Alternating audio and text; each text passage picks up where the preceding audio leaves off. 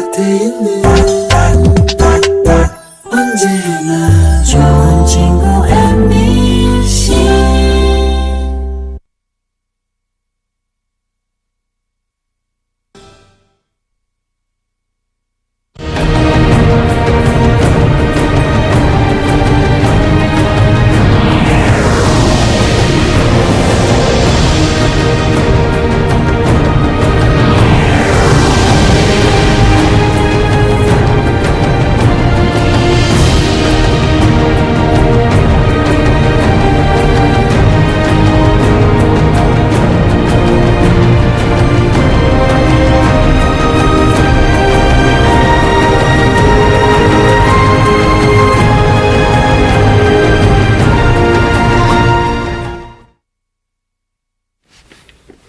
여러분 안녕하십니까? 민주통합당의 새 지도부를 선출하는 전당대회가 다음 달 4일 개최됩니다. 이번에 선출되는 당대표를 비롯한 새 지도부는 대선 이후 비대위 체제로 운영되어 온 민주당을 새롭게 정비해야 하는 막중한 과제를 안고 있습니다. 오늘은 민주통합당 대표 후보들의 부산, 울산, 경남 토론회를 마련하였습니다. 이 방송은 부산 MBC, 울산 MBC 그리고 MBC 경남이 공동으로 생방송으로 보내드립니다. 먼저 경선에 나선 후보들을 화면으로 보시겠습니다. 소개되는 순서는 사전 추첨에 의해 결정되었습니다.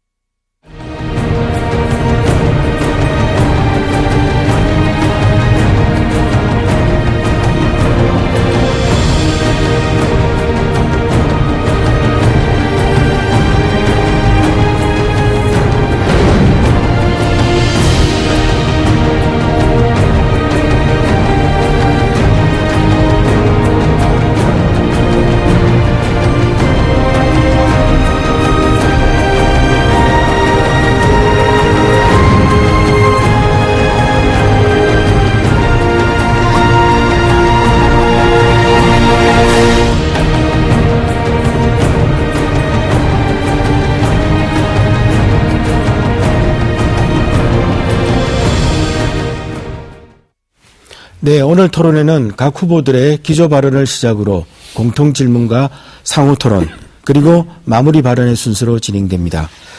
후보들의 자리 배치와 발언 순서는 사전 추첨에 의해서 정해졌음을 다시 한번 말씀드리고요.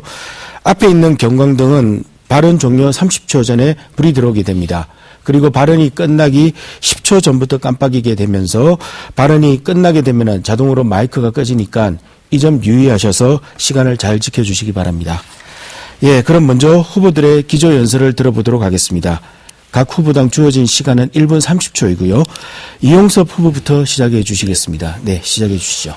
존경하는 시청자 여러분, 사랑하는 당원 동지 여러분, 계속되는 북한의 군사적 위협으로 걱정이 얼마나 많으십니까? 경기 침체로 인해서 소득은 줄고 일자리는 감소하고 생활은 또 얼마나 팍팍하십니까? 그 어느 때보다도 정치권의 안정과 국민 통합이 필요할 때입니다.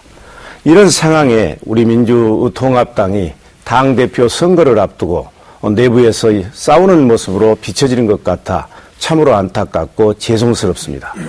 그러나 시청자 여러분, 이것은 민주당이 다시 국민의 정당으로 태어나기 위한 혁신의 몸부림이라고 이해하시고 조금만 참고 기다려주시기 바랍니다. 제가 당대표가 되면 무엇보다도 남북 간의 긴장 완화와 민생경제 활성화를 위해서 최선을 다하겠습니다. 여야가 어디 민생 문제와 한반도 안정에 있어서 여야가 어디 있겠습니까? 저는 박근혜 정권의 잘한 일에 대해서는 적극적으로 지원하고 잘못한 일에 대해서는 적극 견제할 것입니다. 튼튼하고 건강한 야당이 있어야 정부 여당을 견제할 수 있고 나라를 바로 세울 수 있습니다. 제가 당대표가 돼서 그야말로 국민들로부터 신뢰받는 민주당 만들어내겠습니다. 그리고 우리 민주당원들에게는 자랑스러운 민주당, 그렇지만 박근혜 정권에게는 두려운 민주당을 반드시 만들어낼 것입니다. 감사합니다. 네, 이어서 김한길 후보. 예, 존경하는 국민 여러분, 그리고 부산, 경남, 울산의 시도민 여러분 반갑습니다. 무엇보다 먼저 지난 대통령 선거에서 우리 당의 문재인 후보에게 역대 최대의 지지를 보내주신 것에 대해서 감사의 말씀을 드립니다. 그럼에도 불구하고 아직까지도 여전히 대선 패배의 아픔이 많은 분들에게 남아있는 것을 확인했습니다. 가슴 한복판에 구멍 하나 뻥 뚫린 것 같은 심정으로 세월을 견디고 계신 분들 많이 만나 뵀습니다. 대단히 죄송합니다. 사죄의 말씀을 드립니다. 민주당 이번에 확실히 변하겠습니다. 개파 싸움 하지 않겠습니다. 이제 우리 가슴에 친노니 비노, 주륜이 비주륜이 하고 쓰인 명찰들 다 쓰레기통에 던져버리겠습니다. 오직 민주당이라고 쓰인 명찰 다 같이 달고 그 힘으로 민주당 혁신해 내겠습니다. 대선 책임론 가지고 서로 손가락질 하는 일도 이제 그만두겠습니다. 이념 싸움도 하지 않겠습니다. 오직 국민의 먹고 사는 문제를 최우선적으로 해결하는 그런 민주당이 되겠습니다. 민주당의 진통을 애정어린 눈으로 지켜봐 주시면 고맙겠습니다. 열심히 하겠습니다. 네, 마지막으로 강기정 후보 말씀해 주시고요. 부산, 울산, 경남 시도민 여러분, 일요일 주일 아침입니다. 안녕히 보내고 계십니까? 지금 대한민국은 경제 위기와 북핵 위기로 참 어려워지고 있습니다. 힘든 시기입니다. 이럴 때일수록 우리 민주당이 이런 위기 앞에 단합하고 새로운 정치로 모습을 보여줘야 되는데 그렇지 못해서 참으로 송구스럽습니다. 대선 때도 그랬지만은 지금까지 저는 계속 새 정치가 뭘까 이런 고민 앞에 있습니다.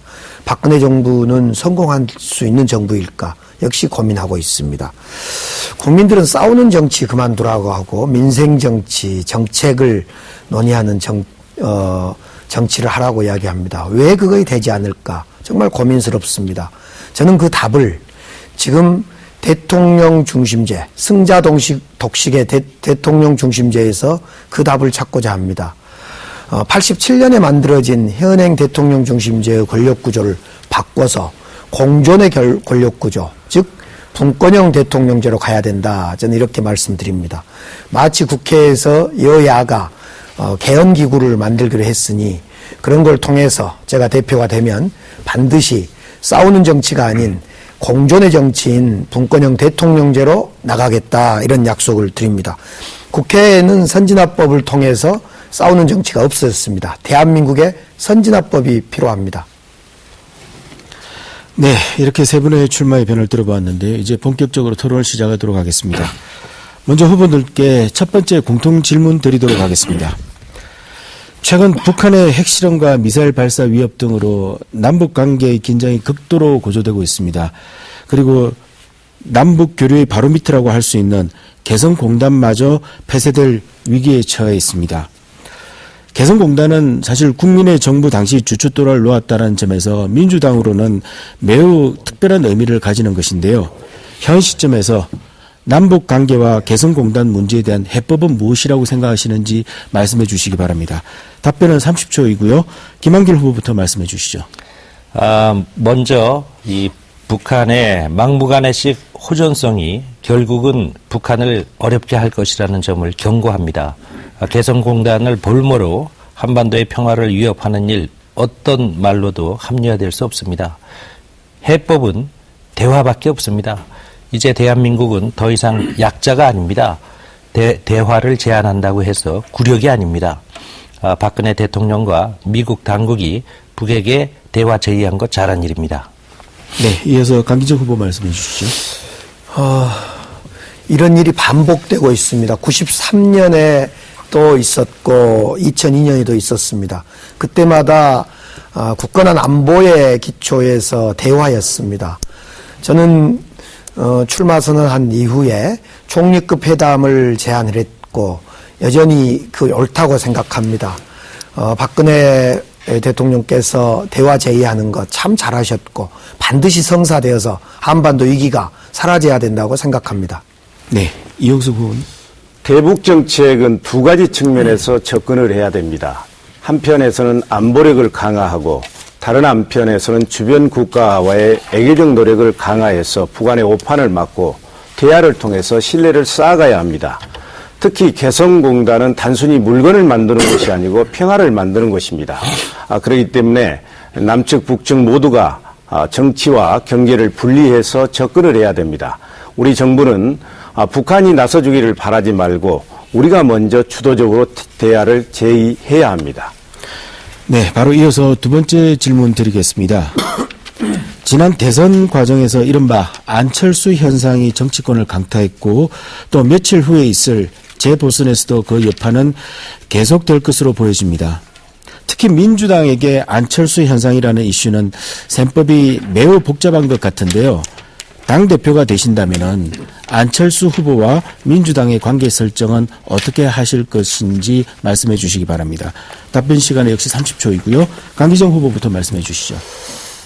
네, 우선 안철수 현상은 우리 민주당이 혁신과 변화로 담아놔야 될 그런 위치에 있다 이렇게 생각합니다. 반드시 우리 민주당이 혁신해서 안철수의 현상은 담아야 됩니다. 일부에서는 안철수 신당을 이야기합니다마는 우리 민주당과 우리 민주당의 지지자들은 여러 번 분당과 통합의 민주당을 겪어왔습니다. 지지자 분열까지 있었던 아픔도 있었습니다. 반드시 안철수 현상을 없애기 위해서 혁신해야 됩니다. 네, 이용섭 후보 말씀해 주시고요. 우리 민주당은 당분간 안철수 교수의 정치적 행보에 구애받지 않고 혁신에만 매진해야 됩니다. 그리해서 민주당을 바꿔야 됩니다. 안철수 신당은 민주당 하기에 달려 있습니다. 우리가 5.4 전당대회에서 그야말로 참신하고 혁신적인 당대표 뽑아서 당을 창당 수준으로 혁신하면 안철수 정당 만들기 어려울 것입니다. 이렇게 해서 우리가 새롭게 태어나면 그때 가서 안철수 교수를 우리 민주당에 입당할 것을 권유할 것입니다. 네, 마지막으로 김한길 후보 말씀해 주시죠. 예, 안철수 교수 개인이 중요한 것이 아니라 안철수 교수에게 환호하고 기대하는 유권자들이 우리에게 중요한 것이라고 생각합니다. 우리 민주당이 제대로 혁신해내고 새로운 모습 보이면 그분들의 상당수를 우리가 다시 껴안을 수 있다고 생각합니다. 그분들은 원래 대부분이 민주당을 지지했던 분들이기 때문에 그렇습니다. 만약 야권의 재구성이 필요하다면 반드시 민주당이 주도해야 한다고 생각합니다. 네, 두 분의 공통 질문을 가져봤는데요. 이번에는 후보자들 간에 자유롭게 토론하는 상호 토론의 시간입니다. 상호 토론은 각 후보에게 5분간 토론을 주도하실 수 있는 시간을 드리겠습니다. 가능하면은 질문은 1분 내로, 그다음에 답변은 30초 정도 보장을 해주시고요. 두 분 모두에게 적당하게 비슷한 시간을 할애해 주시면 고맙겠습니다. 상호 토론은 이용섭 후보께서 먼저 주도해 주시겠습니다. 예, 시작해 주시죠. 먼저 김한길 후보님께 질의하겠습니다. 경남 도민들의 우려 생존권을 무시한 이 홍준표 도지사의 진주 우려원 휴업 조치는 저는 매우 잘못된 것이라고 생각을 합니다. 이 휴폐업을 한 이유가 재정 적자가 너무 크다 이렇게 얘기를 했습니다만 바꿔서 얘기하면 그만큼 서민들에게 많은 혜택이 돌아갔다는 의미가 될 것입니다.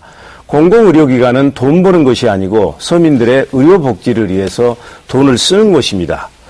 만약 진주의료원의 경영이나 노조 활동에 문제가 있다면 이것을 개선하면 될 일이지 이것을 폐업하고 휴업해서 서민들에게 아픔을 끼쳐서는 안 된다고 생각을 합니다. 우리 김한길 후보께서도 저와 비슷한 생각이라고 가지고 있습니다만 이 진주의료원 폐업 문제 어떻게 처리했으면 좋겠습니까? 우선 이 어려운 서민들이 병들었을 때 병원에 가지 못하고 그저 죽기만을 기다려야 하게 만드는 사회, 국가는 야만의 사회고 야만의 국가입니다. 우리 대한민국 국민이라면 모두 다가 최소한의 인간적인 삶을 국가가 보장해야 하는 것입니다. 특히 그 서민들이 이 몸이 아플 때 공공의료 혜택을 받도록 하는 것은 국가의 기본적인 의무다 이렇게 생각합니다. 지금 돈이 안 벌려서 돈이 모자라서 이 폐업을 강행하겠다 하는 이 홍준표 지사와 새누리당 이 도의회 의원들의 이런 행태는 그야말로 국민들에게 큰 실망을 주고 있다고 생각합니다. 예. 지금 우리나라는 공공의료기관을 축소할 단계가 아니고 확충해야 됩니다. 이 공공기관, 의료기관 병상 비중을 보면 우리나라는 OECD 평균의 7분의 1밖에 되지가 않습니다. 우리나라는 공공의료기관 중 이 공공의료기관의 병상 비중이 OECD 평균의 7분의 1밖에 안 된다고 그랬는데 OECD는 평균 한 75%를 공공의료기관에서 제공을 합니다. 근데 우리나라의 경우에는 이게 10%밖에 되지 않습니다. 공공의료기관 숫자도 보면 OECD 국가들은 80 내지 90%가 공공의료기관인데 우리는 6% 수준밖에 되지 않습니다. 그래서 이걸 늘려가야 되는데 안타깝게도 지금 진주의료원을 폐업하는 것은 이런 국제적 추세와 전혀 맞지 않다 이렇게 생각을 하고요. 이 부분에 대해서 우리 강기정 후보님께서는 어떻게 생각하시는지 한 말씀 해주시죠. 저는 이제 경남도의회에서 날치기를 통해서 이 폐업 조치를 시작하고 있는데요. 18일 곧 그 본회의가 열려서 만약 폐업되게 되면 정말로 진주의료는 폐업이 될 것 같습니다. 그래서 우선 첫 번째로 보건복지부는 책임지고 업무 개시 명령을 내려야 될 것 같습니다. 그리고 두 번째로 지금 경남도에서는 예산 지원 요구를 정부에 하고 있는데요. 이 긴급 예산 지원을 편성해서 예산을 내려야 될 것 같습니다. 결국 이 문제는 공공의료를 확대한다는 대원칙 속에서 이런 예산의 문제와 폐업의 문제를 지방자치단체에 맡겨둘 게 아니라 적극적으로 보건복지부가 관여해서 이 폐업을 하려고 하면 업무 개시 명령을 내려야 될 거고 또 이 예산 지원에 대한 요구를 받아 안아서 지방자치단체에서 하고 있는 이 공공의료 수준을 정부가 책임지고 나서야 된다 이렇게 생각합니다. 예. 옳은 지적입니다.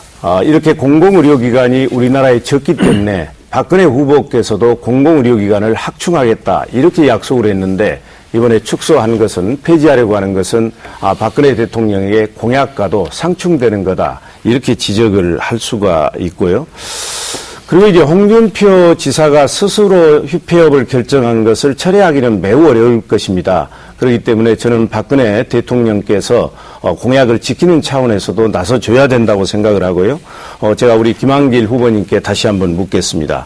울산의 경우에는 서울을 포함해서 7대 도시 중에서 유일하게 상급 종합병원이 없습니다. 그래서 이 공공기관 확충 차원에서 울산에도 상급 종합병원을 만들어야 된다고 저는 생각하는데 의견 있으시면 얘기해 주시기 바랍니다. 적극 동의합니다. 예, 감사합니다. 네, 이제 시간이 거의 다 지났습니다. 이렇게 해서 이용섭 후보께서 5분간 토론을 주도해 주셨고요.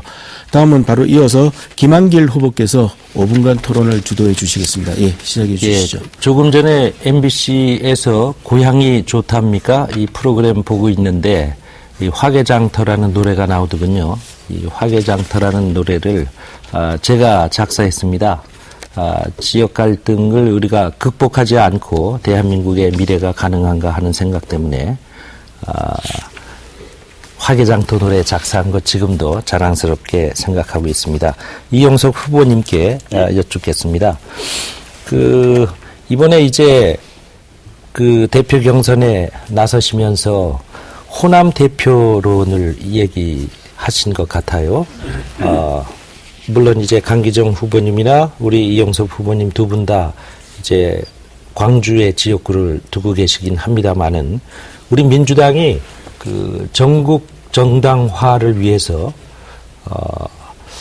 호남 대표론이라는 것이 마땅한 것인지 저는 호남은 안 된다는 아니지만 호남이어야 한다 하는 주장에는 조금 무리가 있지도 않을까 하는 생각이 듭니다만은 말씀해 주시죠. 예, 민주당이 호남 정당이 되어서도 안 되지만 호남이 없는 민주당은 상상할 수가 없습니다. 지금 이번 대선 패배 이후로 호남인들의 마음이 민주당을 떠나가고 있습니다. 그래서 어떻게 하면 떠나가는 호남인들의 마음을 잡아놓고 이것을 바탕으로 해서 전국 정당화하는 게 할 것인가, 이게 저는 매우 중요한 과제라고 생각을 합니다. 저는 호남 대표론을 주장한 바 없고요. 저는 민주당 대표이어야 되지요. 그리고 지금 호남인들이 많이 아파하고 있습니다. 그렇기 때문에 호남의 아픔을 치유해주고 호남의 정치를 복원해주는 그런 이제 노력이 필요하다고 네, 생각합니다. 잠깐만요. 예. 근데 호남 대표론이라고는 딱 말씀 안 하셨는지 몰라도 호남의 지지부터 확실하게 그렇죠. 얻는 사람이 대표가 돼야 호남의 지지세를 전국으로 넓혀갈 수 있다 이렇게 말씀하시는 것 같은데요. 예. 네. 우리 김한길 후보님께서도 지난 6구 전당대회에서 강주에 오셨을 때 많은 분들이 다 그렇게 얘기합니다. 강주가 민주당의 심장이다. 민주당의 어머니다. 이렇게 얘기를 하거든요. 근데 민주당의 심장이 지금 박동을 멈추고 있습니다. 알겠습니다. 그렇다면 민주당의 심장을 누가 박동을 뛰게 할 수 있느냐. 그건 매우 중요한 네네. 과제이죠. 고맙습니다. 예. 우리 강기정 후보님께 여쭙겠습니다. 역시 정당이라는 것이 뜻이 아무리 좋아도 선거에서 이기지 못하면 참 덧없는 일이 되는 것이지요. 저는 그 김대중 노무현 두 분 대통령 만드는 데에 앞장섰고요. 또 총선기획단장, 총선기획위원장, 또 지방선거 본부장, 이 큰 선거 그래도 여러 번 치른 것을 이 큰 긍지로 생각하고 있습니다. 강기정 후보님은 이제 3선 의원이시고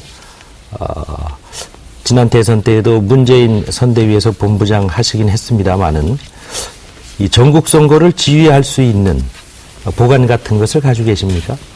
저는 2010년 6.2 지방선거 때 우리 민주당이 전국적인 돌풍을 만들고 승리했을 때 그 선거를 실질적으로 준비하고 기획했습니다. 그때 우리 컨셉은 기본적인 인식은 젊은 세대 교체를 통한 젊은 바람을 일으키자. 그래서 송영길, 이광재, 안희정 같은 젊은 사람을 전면에 내세워서 당의 얼굴로 세워서 승리했던 기억을 갖고 있습니다. 이미 우리는 이 3세대 민주당을 지향하고 있기 때문에 이런 새로운 생각과 마인드를 가지고 선거를 하면 이긴다. 이렇게 생각합니다. 제가 하나만 더 여쭤볼게요. 이제 10월 달에 재보궐선거가 있게 되지 않습니까? 10월 달에 있을 재보궐선거에서의 승리를 위해서 선거에 대한 대비 어떻게 해야 된다고 보십니까?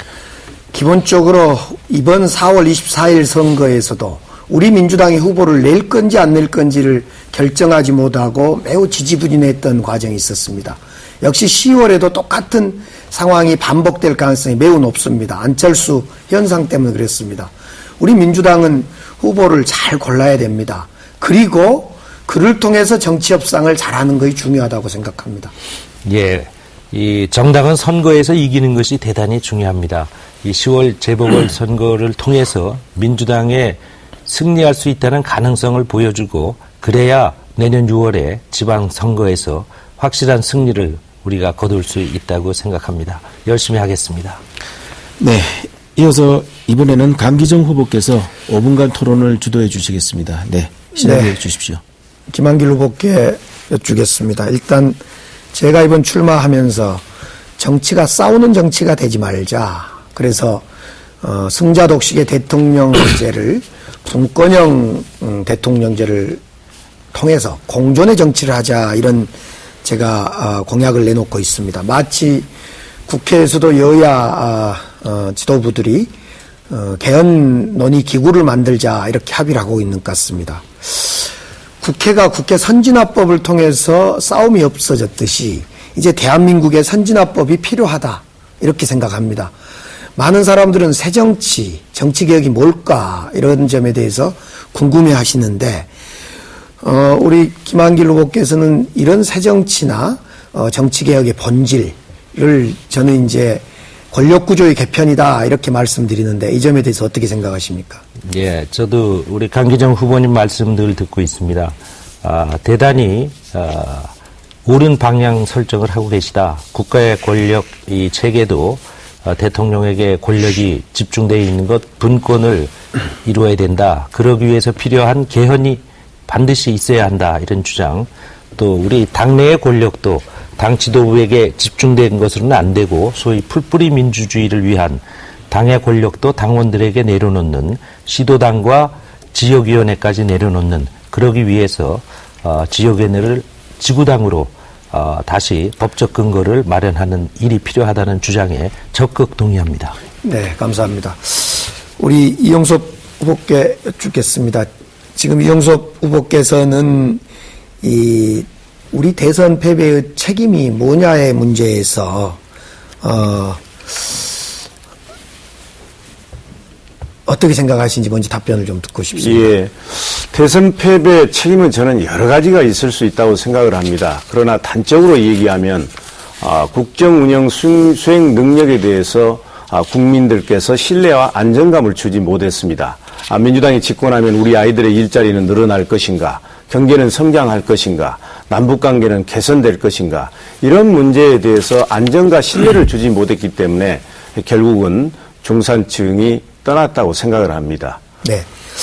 우리 이용섭 후보께서 이제 정책 정당을 만들기 위해서 정책을 잘 아는 후보가 대표가 돼야 된다, 이런 이제 말씀을 하십니다. 실질적으로 우리 민주당이 민생 정당, 정책 정당이 되지 못한 것은 정책을 아는 대표가 알지 못한 대표가 있어서가 아니라 실질적으로 다른 연유가 있는 것 같습니다. 일례로 우리 민주당의 대표였던 한명숙 전 대표, 이해찬 전 대표는 실제로 총리까지 지내신 아주 그 정책통이었습니다. 그럼에도 불구하고 우리 민주당에게는 여전히 신뢰받지 못하고 있습니다. 그래서 저는 우리 민주당의 대표가 정책을 잘 아는 것이 매우 중요한 건 분명해 보이는데 그것만으로는 좀 부족하겠다. 왜 국민들은 우리 민주당의 정책에 대해 신뢰하지 못하는 건지 이 점에 대해서 말씀해 주시죠. 당대표는 저는 두 가지를 다 가져야 된다고 생각을 합니다. 정치력도 가지고 있어야 되고 정책 능력도 가지고 있어야 될 겁니다. 정책 능력이 뒷받침되지 않는 정치력은 허황되는 것입니다. 그리고 또 정치력을 갖지 않는 정책만의 대표는 실천 가능성이 높지 않습니다. 그래서 이 두 가지를 다 가지고 있어야 된다고 생각을 하고요. 제가 이제 정책위 의장을 하면서 보니까 제가 아무리 선거 때 얘기를 해도 국민들께 전달이 되지 않습니다. 이제 당 대표가, 후보가 직접 국민들께 정책을 얘기하고 국민들의 먹고 사는 문제를 얘기하면 민주당 정책 정당이다, 수권 능력이 있다, 이런 믿음을 줄 수 있다는 뜻에서 제가 그렇게 말씀드린 겁니다. 영호남의 갈등, 벽으로 느껴진 지역주의 제도로 좀 보완을 해야 될 것 같습니다. 그런데 이 지역주의 해소를 위한 제도 보완이 참 어렵습니다. 그래서 저는 이 권역별 비례대표제를 통해서 민주당은 영남에서, 새누리당은 호남에서 총선을 통해서, 비례대표를 통해서 국회의원을 갖자, 이런 권역별 비례대표제를 법안으로 제안해 놓고 있습니다. 이 점에 대해서 김한길 후보께서는 동의하시는지요? 아니면 다른 어떤 그 방안이 있으신지? 예, 저도 지난주에 영남을 방문해서 영남의 지역위원장들께 약속했습니다. 권역별 비례대표제, 석패율제 도입해서 취약 지역에서도 반드시 국회의원 나올 수 있도록 하겠다라고 했습니다. 네, 이렇게 해서 첫 번째 상호 토론의 시간을 가져보았는데요. 만약에 모자라는 게 있으면 두 번째 상호 토론의 시간에서 또 말씀 나누시기 바랍니다.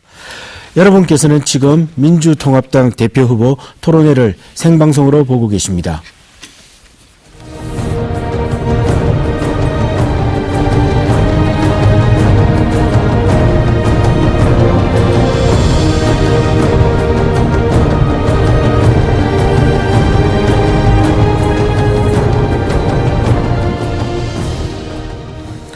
네, 이어서 세 번째 공통 질문 드리도록 하겠습니다.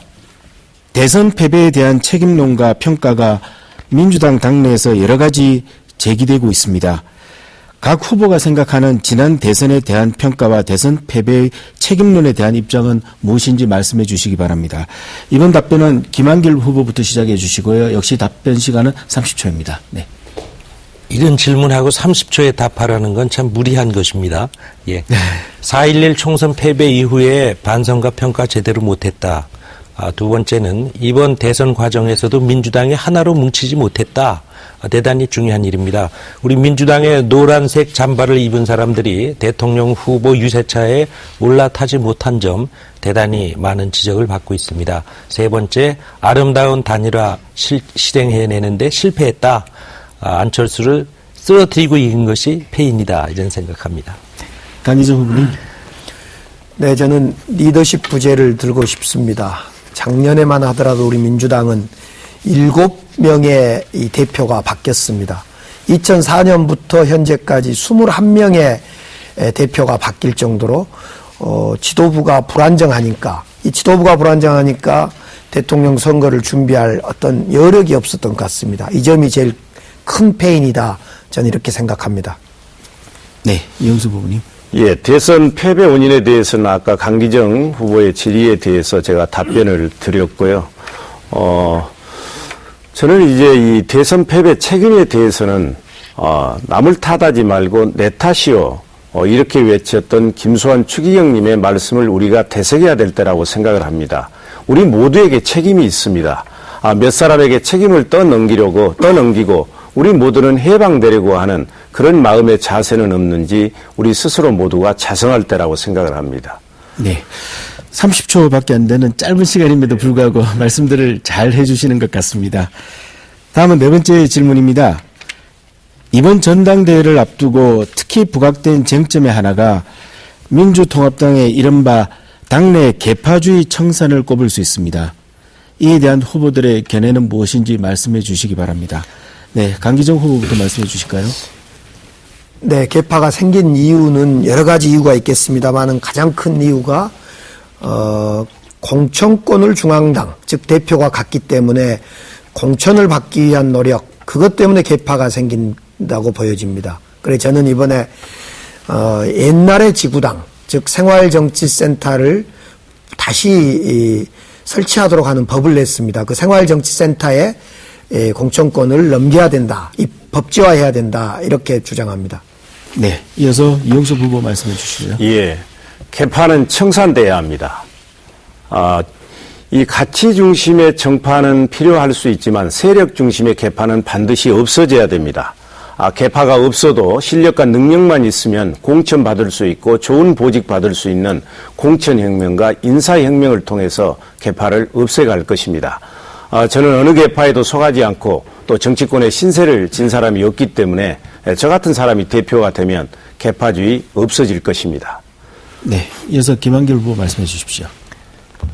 가치를 추구하는 계파, 좋은 계파다라고 말들 합니다. 그러나 우리가 말하는 계파는 이익을 추구하는 계파를 얘기하는 것입니다. 국민이나 당의 이익이 아니라 특정 계파의 이익을 앞세우기 때문에 우리 정치가 많이 왜곡됐다고 생각합니다. 정치를 새로 시작하고자 하는 분들이 특정 계파에 줄 서지 않으면 입문할 수가 없는 그런 폐해도 우리가 맡고 있습니다. 저는 계파를 만들지도 않았고 계파에 속해본 적도 없습니다. 네, 감사합니다. 바로 이어서 다섯 번째 질문 드리도록 하겠습니다.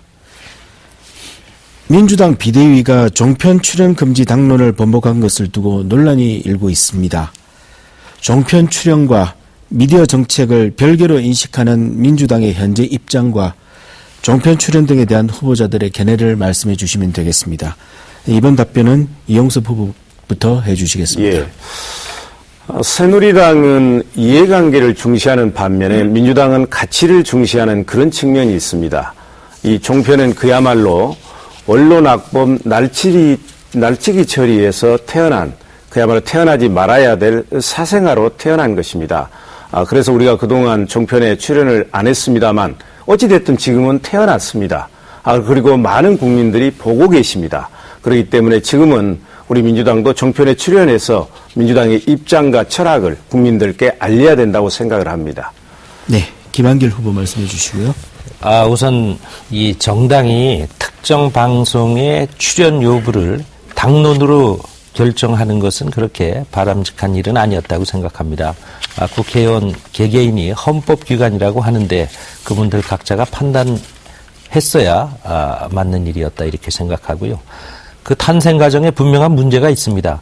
그것은 우리가 지적해야 하지만 대선 과정에 종편이라는 큰 무대를 우리가 상대 후보 편에게 일방적으로 내주고 있었다. 문제 있다고 생각합니다. 네. 마지막으로 강기정 후보 말씀해 주십시오. 앞서 말씀 다 드렸습니다만 종편이 만들어지는 2008년 9년 때 날치기로 대선을 앞두고 이명박 정부의 날치기로 만들어진 악법이었습니다. 그 악법에 대한 우리 민주당의 대응 방식은 악법으로 만들어진 방송법에 출연하지 말자 이렇게 결정했습니다. 그러다 보니까 대선 과정에 일방적인 보수 편향의 보도가 이루어졌고 우리 대선에 영향이 컸다고 보여지고 그래서 입장이 번복된 것입니다. 네, 이번에는 다시 후보들 상호 간에 자유롭게 토론하는 상호 토론 순서입니다. 토론의 진행 방식은 앞서 상호 토론과 마찬가지입니다. 이번에는 김한길 후보께서 먼저 상호 토론을 주도해 주시겠습니다. 예, 시작해 주십시오. 예, 이번에는 강기정 후보님께 먼저 묻겠습니다. 막스 베버가 신념윤리와 책임윤리 정치인에게 꼭 필요하다 이렇게 말하지요. 5년 전에 정동영 후보가 대선에서 패배하고 나서 민주당에 책임지는 사람 하나 없다 하는 말 있을 때 제가 저라도 책임지겠습니다 라면서 제 지역구 내놓고 국회를 떠났었습니다. 제가 국회를 떠나 있는 4년 동안에 생각해 보니까 우리 강기정 후보님이 이 지방선거 아까 말씀하신 대로 승리 거두는데 기여하신 거 제가 잘 알지 못했었나 봅니다. 그거 죄송하고요. 어쨌든 이제 지금은 의원의 임기가 3년 이상이나 있기 때문에 5년 전처럼 책임지는 모습은 이제 어렵다고 생각합니다. 다만 이제 우리 강기정 의원께서도 이 정치하는 동안 정치인의 책임에 대해서 이런저런 생각을 해보셨을 텐데요. 그 가장 고민했던 부분 한번 소개해 주시면 좋겠습니다.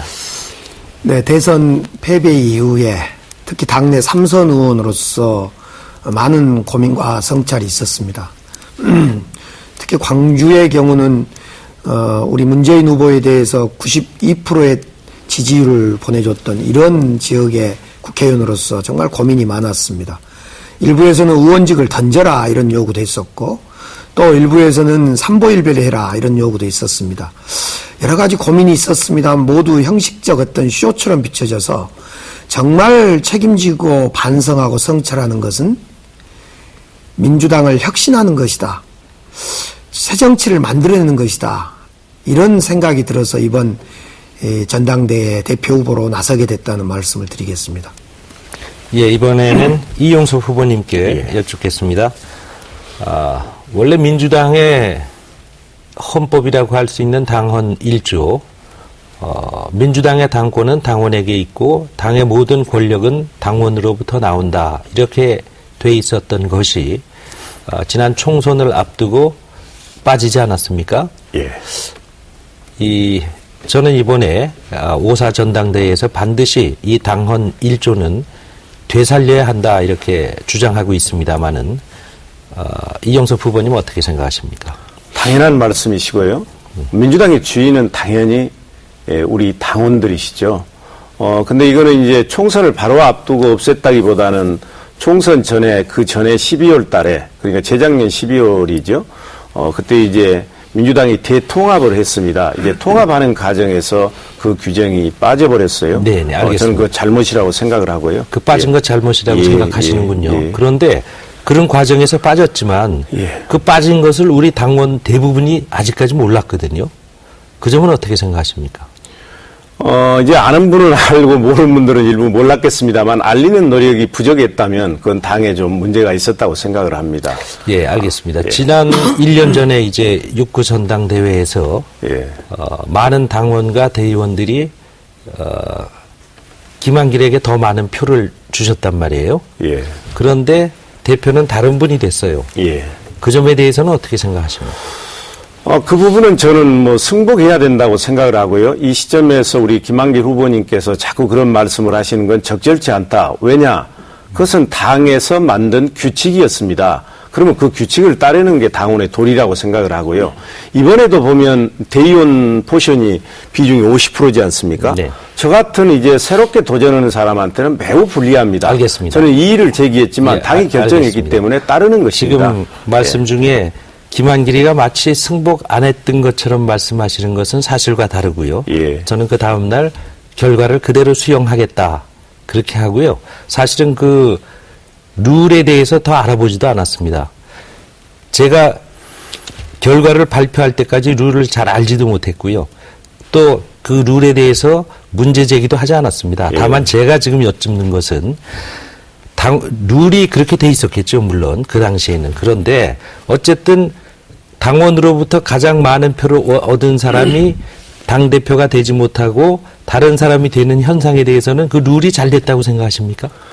그 룰에 문제가 있단다면 사전에 이의를 제기했어야 될 것이고 그 룰이 만들어지는 과정이 적법한 절차와 과정을 겪었단다면 우리 김한길 알겠습니다. 후보님 뜻에 다소 다르다 예, 하더라도 알겠습니다. 자꾸 이의를 달지 않는 것이 저는 그러니까 바람직한 당원의 자세다 이렇게 그럴 생각을 수도 합니다. 있다고 생각하시는 겁니까? 그렇죠. 예, 그렇습니까? 예. 네. 저는 잘못됐다고 생각합니다. 네, 이렇게 해서 김한길 후보께서 주도하신 5분이 지났고요. 강기정 후보께서 5분 주도해 주시겠습니다. 네, 저는 이번 당대표 후보로 나서면서 제3세대 민주당을 만들겠다 이렇게 공약했습니다. 제1세대 민주당은 김대중 총재 시절의 민주당이라고 저는 생각하고 제2세대 민주당은 2004년 노무현 대통령 때부터 현재까지의 민주당이다. 그리고 이제 5.4 전당대회 이후부터 저는 새로운 민주당이 만들어져야 된다. 그것을 저는 제3세대 분권형 민주당이다. 이렇게 제가 이름 붙여봤습니다. 우리 김한길 후보께서도 현재의 2기 민주당을 넘어서서 제3기 미래의 민주당의 시대를 열자 이런 말씀을 어디서 하셨는데요. 그리고 1기 민주당은 권위주의 정권이 맞선 민주화 시기의 민주당이다 이렇게 말씀을 하셨더라고요. 김 후보께서는 2007년에 당시에 열린우리당이 매우 어려웠습니다. 총선 지고 대선 지는 어떤 앞두는 그 시기였는데요. 이 열린우리당을 탈당하면서 이제 중도통합 신당을 만들고 대표가 되셨습니다. 2기 민주당의 대표 중에 한 분이셨죠. 그런 점으로 볼 때 저는 제가 이제 새로운 민주당, 제3기 민주당을 질문을 좀 정리해 주시고요. 만들자고 하는 입장에서 3기 민주당의 리더십에 맞는가, 대표로서 맞는가, 저는 이런 생각을 해봅니다. 어떻게 생각하신지요? 이제 우선 열린우리당 탈당 문제는요. 우리 강기정 의원께서는 열린우리당 탈당 안 하셨나요? 했죠. 예. 그때는 이 80명 정도의 의원들이 탈당을 했습니다. 제가 이제 당을 만들었다는 걸 지적하셨는데요. 저는 그 당을 만들어서 박상천 대표가 이끌던 민주당과 다시 한 몸이 돼서 지금의 우리가 된 거 아니겠습니까? 그 당시에 가장 큰 고민 중에 하나는 열린우리당과 소위 박상천 대표가 이끌던 민주당이 양분된 상태로 대통령 선거를 맞는 것이 너무나 승산이 이길 가능성이 적었기 때문에 민주당과 우리가 하나로 뭉쳐야 된다 하는 것을 제가 밖으로 나가서 민주당을 안고 우리가 다시 하나가 되는 과정으로 삼았다는 것으로 이해해 주시면 좋겠습니다. 당시에 많은 사람은 민주당과 우리 열린우리당이 대통합을 해야 된다 그래서 대통합을 주창했고요. 그래 질서 있는 대통합을 하자 그랬는데 우리 김한길 후보께서는 먼저 탈당을 하면서 중도통합을 소통합을 주장했다. 이것은 당시에 다 아는 내용이고요. 한 가지 더 여쭈면 아까 조금 전에 이영섭 의원께 질의할 때 강 후보님 일단 이영섭 의원께 답변을 해주시죠. 이영섭 의원께 그럼 질의하겠습니다. 이 당원에게는 투표에서 이기고 지난 6구 전당대회 때 김한길 후보께서 그런데 대표가 되지 못했다 이 말씀을 하셨는데 제가 볼 때 이건 어떤 이야기냐면 축구에서 경기에는 이기고 게임에 졌다 이런 얘기 이건 변명이거든요. 당시에는 엄연한 6구 전당대회 때 대표를 뽑는 룰이 있었고 그 룰에 따라 김한길 후보는 대표에서 쓴 거 아닙니까? 이 점에 대해 어떻게 생각하십니까? 제가 진 것을 아니 이영석 후보께 그런 거예요? 예. 아까도 말씀을 드렸지만 여러 번 했죠. 아까도 제가 말씀을 드렸지만 강기정 후보님 지적이 옳습니다. 때로는 이제 규칙이나 룰이 자기한테 유리할 수도 있고 불리할 수도 있습니다. 제가 아까도 말씀드렸지만 이번에 우리 전당대회 룰은 신인에게 도전하는 사람에게 매우 불리합니다. 그렇다 해서 제가 계속해서 이의를 달고 결과에 승복하지 않으면 어떻게 되겠습니까? 물론 이제 김한길 후보님의 말씀도 일리는 있습니다. 왜 당원 중심의 정당에서 국민들께 의견을 물어서 나를 지게 했느냐 이런 얘기를 하실 수는 있지만 그 얘기를 너무 자주 반복하고 그게 무슨 크게 절차나 과정에서 문제가 있는 것처럼 얘기하시는 것은 저는 적절치 않다고 봅니다. 네. 이용수 부부께 시간이 남아서 한 가지 더 예. 묻겠습니다. 박근혜 정부의 인사청문회나 정부조직법 과정에서 정치의 실종이다 이렇게 예. 정치가 없었다 여든 야든 그러다 보니까 극단적인 이렇게 대결이 있었다. 그런데 이용수 후보께서는 이제 지금 필요한 건 정치 기술자가 아니라 또 선동에 능하고 처세를 잘하는 노련한 정치인이 아니다. 이러면서 정치로 오히려 불신하는 듯한 말씀을 자주 하셔서 예. 사실은 정치에 노련한 정치 어떤 타협의 정치를 잘하는 이런 정치 기술이 필요한 것 아닌가 이런 생각을 해봅니다. 강기정 후보님 뜻과 같습니다. 지금 제가 얘기하는 정치는 구태 정치를 얘기하는 것이고 그런 수십 년간의 구태 정치가 정치 경험이 전혀 없는 안철수 교수를 불러냈고 문재인 후보를 만들었습니다. 우리 반성해야 될 때라고 생각을 합니다. 네. 이어서 이용섭 후보께서 상호토론 5분 주도해 주시겠습니다. 네. 왼쪽부터 우리 김한길 후보님께 먼저 여쭐까요? 실은 동남권 신공항 문제 있지 않습니까? 우리가 이제 부산, 울산, 경남에 왔기 때문에 이 문제를 한번 다뤄야 될 것 같아요. 제가 실은 장관 시절인 2006년 12월 27일 날 노무현 대통령께서 북항 재개발 이 종합계획 보고를 받기 위해서 부산에 내려오셨습니다. 그때 저에게 이제 영남권 신공항이 필요하다. 왜 그러냐면 접근성이 있어야 지역이 발전할 수 있고 지역 균형 발전이야말로 국가의 경쟁력 제고에 필요하기 때문입니다. 그래서 저는 이제 바로 신공항 건설을 추진하는 게 좋겠다 해서 추진이 됐는데요. 근데 이제 안타깝게도 이명박 정부 들어오면서 이게 답보 상태가 아니라 완전히 철회돼 버렸지 않습니까? 네. 지금 뭐 가덕도다, 밀양 두 군데를 놓고 모두 경제성이 미흡하다. 이게 환경을 훼손한다. 이렇게 결론을 냈어요. 그런데 또 박근혜 대통령께서는 당시 후보일 때 추진해야 된다. 이렇게 말씀을 했는데 또 이번 이제 4월 4일 날인가요?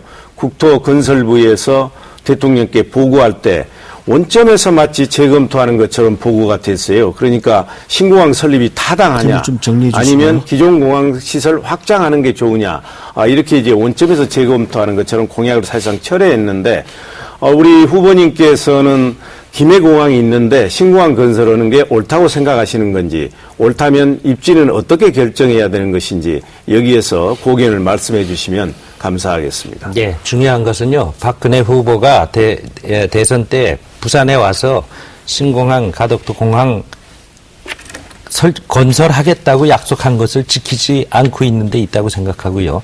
예. 그 문제에 그렇게 답하고요. 저는 제 문제를 가지고 지금 두 분이 서로 주고받고 나는 말 못하게 했기 때문에 잠깐 말씀드리면 저는 룰에 안 따른 사람이 아닙니다. 그대로 승복했지요. 제가 두 분께 여쭌 것은 당원들이 가장 많은 표를 준 사람이 당대표가 되지 않는 룰에 대해서 어떻게 생각하느냐는 걸 여쭌 것이지요. 그것을 그 당시에 당권을 쥐고 있던 분들이 만든 룰에 제가 저항을 했습니까? 저항할 수도 없었지요. 그러나 당원들의 의견이 국민이라고 하셨는데 국민의 뜻이 아니죠. 국민 상대로 한겨레와 경향, 매경 이런 언론들이 여론조사한 거 보면 국민의 뜻은 그것과 또 정반대였습니다. 어쨌든. 예, 요약해 주시죠. 예. 어쨌든. 예. 제가 두 분께 여쭌 것은 당원들에게 가장 많은 표를 얻은 사람이 당의 대표가 되지 않고 다른 사람이 되는 것에 대해서 어떻게 생각합니다. 예. 생각합니까? 하고 여쭌 건데 자꾸 예. 다른 걸 가지고 이렇게 비판하시니까. 우리 후보님 말씀 우리가 충분히 이해하고요. 대표를 경선하는 방법은 뭐 항구적으로 그냥 영구적으로 좋은 방법이 있는 게 아니고 그때그때 논의해서 가장 최선의 방법을 선택하지 않습니까? 그래서 이번에는 또 달라지고 이 다음번에도 또 달라질 수 있을 것입니다. 우리 저 강기정 후보님께 질의를 드리겠습니다. 실은 해양수산부 있지 않습니까? 네. 이 해양수산부가 이명박 대통령의 정부조직 개편에서 없어짐으로 인해서 많은 문제가 있었지 않습니까? 네. 그래가지고 박근혜 정권은 다시 이걸 이제 살려냈는데 이걸 보면 당시에 이제 이명박 대통령의 정부조직 개편에 문제가 있었다 하는 게 후에 이제 입증된 것이고요. 근데 이제 사실상 우리 박근혜 후보께서는 당시에 부산에 해양수산부를 유치하겠다 이렇게 얘기를 했어요. 근데 이번에 세종시로 갔지 않습니까? 네. 이 부분에 대해서 우선 첫 번째로 어떻게 생각하시는지고요. 문제고요. 또 하나는 이번에 이제 정부 조직법 개편과 관련해서 국회에서 많은 논란이 있었습니다. 저는 여야 간에 다 책임이 있다고 생각을 합니다. 그러나 가장 핵심적인 책임은 청와대에 있다고 생각을 합니다. 왜냐? 청와대에서 정부 조직 개편안을 만들지만 그 법을 개정하는 권한은 국회에 있지 않습니까? 네. 그러면 국회에서도 달라질 수 있다는 생각을 가지고 보내야 되는데 국회는 한자도 거칠 수 없다. 이런 이제 독선을 가지고 제출을 했기 때문에 지연이 된 것입니다. 이 두 가지 문제에 대해서 답변을 해 주시면 고맙겠습니다. 우선 박근혜 대통령이 후보 시절 또 이후에 이 가덕도 신공항을 하겠다. 또 이 해수부를 부산에 가져오겠다 이 약속을 했는데요. 이것 지키지 않는 것 잘못됐다고 생각합니다. 저는 비록 호남 출신 정치인이어도 약속은 지켜져야 된다 이렇게 생각하고요. 뿐만 아니라 박근혜 대통령이 기초노령연금 20만 원 주겠다. 이것도 약속 안 지켜진 거 지켜져야 한다고 생각하고요. 정부조직법의 그런 문제는 제가 이야기하는 분권형 대통령제로 풀었으면 좋겠다 이렇게 생각합니다. 네. 이렇게 상호토론 두 번째 시간을 가져보았습니다. 여러분께서는 민주통합당 대표 후보 토론회를 생방송으로 보고 계십니다.